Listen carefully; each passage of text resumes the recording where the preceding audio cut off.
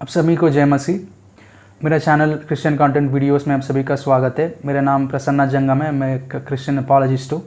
मैं आज contented preaching क्या है के बारे में बात करने वाला हूँ और ये सरमन कंटेंट सीरीज़ के मटेरियल से आया हुआ एक सरमन है। So what is content preaching? ईसाई धर्म में और ईसाई धर्म के प्रीचिंग्स में परमेश्वर के वचन का अर्थ का व्याकरण या विवरण को कंटेंटेड प्रीचिंग कहते हैं। जब एक सरमन में होता है तो उसको कंटेंटेड प्रीचिंग कहते हैं।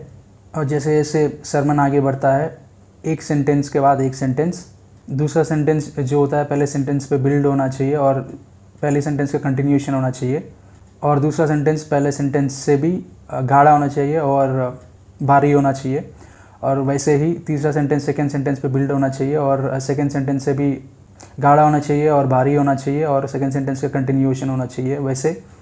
और जितना दूर एक सरमन जाता है उतने ही दूर, जितने भी दूर जाता है सेंटेंसेस एक के बाद एक सेंटेंस, एक एक सेंटेंस पहले अपनी पहले सेंटेंस से भी थिक होते हुए, गाढ़ा होते हुए और भारी होते हुए एक्सप्लेनेशन के मामले में सरमन में कंटिन्यू होना चाहिए। इस परंपरा को एक सरमन में रखते हुए, मेंटेन करते हुए प्रीचिंग को कंटिन्यू करेंगे। उस प्रीचर को कंटेंटेड प्रीचर कहते हैं और उस प्रीचिंग को कंटेंटेड प्रीचिंग कहते हैं। और प्रीचिंग में जो भी सेंटेंस बोला जाता है वो प्रीवियस सेंटेंस की कंटिन्यूएशन होना चाहिए, और उस सेंटेंस में उसको एक्सप्लेन करते हुए कोई डिविएशंस या एस्केपिंग या उदाहरणों का उपयोग करना, या फिर किसी कथाओं को, खबरों को, गवाहियों को इस्तेमाल ना करना, गवाहियों का इस्तेमाल करना। एक्सप्लेनेशन और फर्दरिंग एक्सप्लेनेशन की जगह में प्रीचिंग को कंटेंटेड प्रीचिंग ना कहलाता है अगर रिक्वायर्ड से भी कुछ ज़्यादा तादाद में, कुछ ज़्यादा परसेंटेज में है तो। दो एक्सपीरियंसेस और एग्जाम्पल्स टॉपिक के बारे में ही बात करते हैं। टॉपिक को एक्सप्लेन करते हुए किसी स्टोरी को उससे मैच करने की कोशिश में ही बोला जाता है, पर भी एक सिंगल स्टेटमेंट को कहने के लिए उसको, उस स्टोरी को कंक्लूड करते हुए, वैसे ही एक प्रीचर उस स्टोरी को सिंगल स्टेटमेंट में कंक्लूड कर देता है। उस सिंगल स्टेटमेंट को कंक्लूड करने में, उस सिंगल स्टेटमेंट को कहने में too many words, too many लफ्ज़ों का इस्तेमाल करने की भी उतनी ज़रूरी नहीं है, और एटलीस्ट ज़्यादा देर के लिए एक मैसेज में स्टोरीज़ या टेस्टिमोनीज़ और एग्जाम्पल्स का इस्तेमाल ना करना चाहिए, अनलेस वो simple break down of a thick sentence ना होता। अपना सरमन कभी भी किसी को ऐसा नहीं लगना चाहिए कि कोई और प्रीचर को देख के कहे कि too many words for too little message. ये किसी सरमन का कंक्लूजन लिसनर्स के ओर से ना होना चाहिए, ना आना चाहिए। एटलीस्ट ज़्यादा स्टोरीज़ और टेस्टिमोनीज़ प्रीचिंग में होता है तो वो सरमन का टाइम को और उसकी गाढ़ापन को या उसकी थिकनेस को डाइल्यूट कर देता है, उसको हल्का कर देता है। और उस स्टोरी से पहले जो भी प्रीचिंग, अगर कंटेंटेड प्रीचिंग किया गया है, उसको भी वो डाइल्यूट कर देता है, उसको भी हल्का कर देता है। अगर हो सके तो उस स्टोरी को जिस सेंटेंसेस में कंक्लूड किया जा सकता है उसी सेंटेंस को अगर यूज़ करे, और उस स्टोरी को जितने कम बातों में बोला जा सकता है उतने कम बातों में बोल दिए तो सेंटेंस को कंटेंट से फिल करने की मौका प्रीचर के पास रह जाता है। उदाहरण में 23वां भजन में हम देखें, फॉर एग्ज़ाम्पल हमको किसी एक टॉपिक के बारे में एक्सप्लेन करना है। फॉर एग्ज़ाम्पल साम 23 को, 23वां भजन को हम ले लिए और उसको एक्सप्लेन करना है, तो हम ये कहेंगे, एक कंटेंटेड प्रीचिंग या एक कंटेंटेड प्रीचर का बिगिनिंग, आरंभ सेंटेंसेस ऐसे होते हैं, यहोवा मेरा चरवाहा है, मतलब वो मेरा गाइडर है, वो मेरा देखभाल करने वाला है, मेरा केयर टेकर है, मेरा ओनर है, मेरा लीडर है, मैं उसके शेपर्डिंग में हूँ, मैं उसके नेतृत्व में हूँ, मैं उसके फोल्ड में हूँ। कोई उसके फोल्ड में कैसे आएंगे, कोई उससे कैसे जुड़े रहेंगे, उससे जुड़े रहने का क्या मतलब है, क्या फ़ायदे है, उसका मतलब क्या होता है, और यहोवा का शेपर्डिंग से आदमी को क्या मिलता है, क्या होता है। और जिस टोन में रचयिता ने लिखा है उससे हमें पता चलता है कि वो बड़ी आशा से उस सेंटेंस को लिखा है। उस सेंटेंस में उसकी आशा और उसकी पर्सनल लाइफ की पर्सनल चॉइस प्रभु परमेश्वर को अपनी चरवाहा बनाते हुए दिखता है। ये एक सरफेस लेवल बेसिक 4-5 सेंटेंसेस मैंने बनाए हैं ऑन द स्पॉट, और जो भी एग्जाम्पल्स मैंने बताए हैं वो सारे एक ही सब्जेक्ट के ना हो सकते हैं कंटिन्यूएशन में, हो सकता है पर वो बहुत लंबा समय लेगा। फॉर एग्जांपल 1 या 2 टॉपिक्स को लेके उसमें से कम 40 सेंटेंसेस ऑफ कॉन्टेंटेड एक्सप्लेनेशन एक सरमन में रहना चाहिए किसी एक प्रीचर का।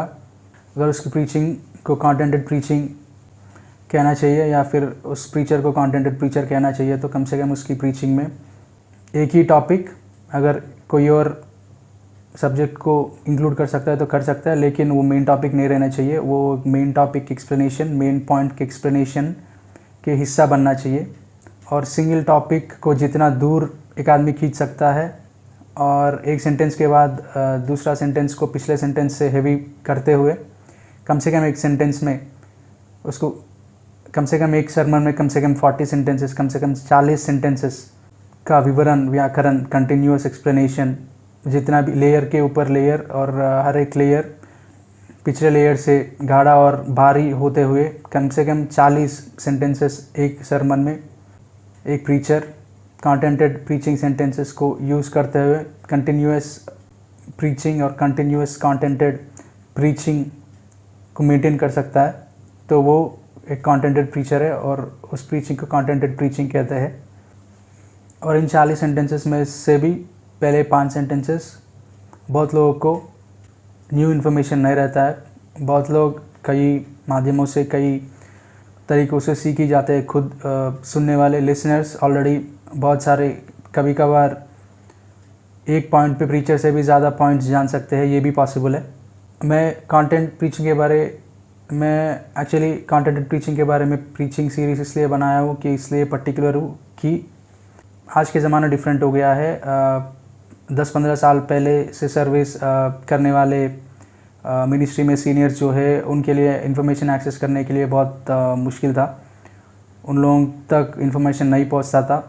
आज लेकिन 2017, 2020, 2015 के बाद जो भी मिनिस्टर्स मिनिस्ट्री में आना चाहता है और प्रिपेयर कर रहे हैं, उन लोगों के पास वो एक्सक्यूज़ या वजह नहीं रहता है कि उनके पास किसी भी वजह नहीं बचता है कि वो उस वजह को अपनी कॉन्टेंटलेसनेस को छुपाने के लिए वो इस्तेमाल नहीं कर सकते हैं। और ऐसे कोई बहाना नहीं चलेगा इस वक्त, क्योंकि आज के दिन हमारे पास वाईफाई है, इंटरनेट, हमारे पास लोग wifi, internet, computers, laptops, mobile phones पे इंफॉर्मेशन एक्सेस कर रहे हैं। और हर एक इंफॉर्मेशन ऑलमोस्ट थियोलॉजी के लिए, फ़िलासफ़ी के लिए, अपॉलोजेटिक्स के लिए प्रिपेयर करने के लिए जितने इन्फॉर्मेशन की ज़रूरी है, बहुत सारी इन्फॉर्मेशन ऑनलाइन में फ्री में भी अवेलेबल है।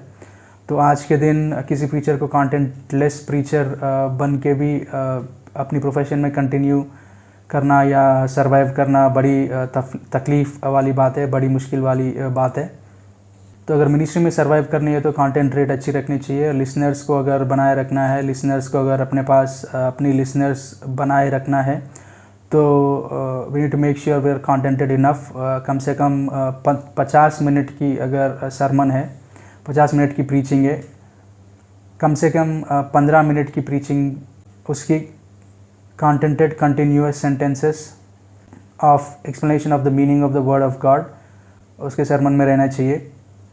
परमेश्वर के वचन का अर्थ का विवरण कम से कम 40 सेंटेंसेस या 50 मिनट का सरमन में 15 मिनट का टाइम को ऑक्यूपाई करते हुए उसकी कंटेंट रहना चाहिए। बीच में कुछ सेंटेंसेस कंटेंटेड कंक्लूडेड सेंटेंसेस भी रहते हैं, उसको सिंप्लीफाई करने में एक दो सेंटेंसेस इधर उधर यूज़ भी कर सकते हैं, पर ओवरऑल 15 मिनट का एक्सप्लेनेशन या कम से कम 40 सेंटेंस का कंटेंटेड एक्सप्लेनेशन एक सरमन में अगर ना रहे तो एक सरमन में ना रहे तो उस सरमन को कंटेंटेड सरमन नहीं कह सकते हैं, क्योंकि वो मिनिमम कंटेंट प्रीचिंग रेट है एक सरमन को कंटेंट प्रीचिंग कहने के लिए। तो दोस्तों, इसको कंटेंटेड प्रीचिंग कहते हैं। आशा करता हूँ कि आप आज कुछ नया चीज़ सीखे हैं यहाँ पे। कृपया इस वीडियो को लाइक और शेयर करिए। आप यहाँ पे नया हो तो कृपया इस चैनल को सब्सक्राइब करिए और बेल आइकन पर क्लिक करिए ताकि आपको नोटिफिकेशंस पहुँचे जब भी मैं कुछ पोस्ट करता हूँ। और अभी इस चैनल को आप सब्सक्राइब नहीं किए हैं तो कृपया इस चैनल को सब्सक्राइब करिएगा। Thank you for watching this video. आपने इस वीडियो देखा इसके लिए बहुत धन्यवाद। प्रभु परमेश्वर हम सभी को आशीष दे।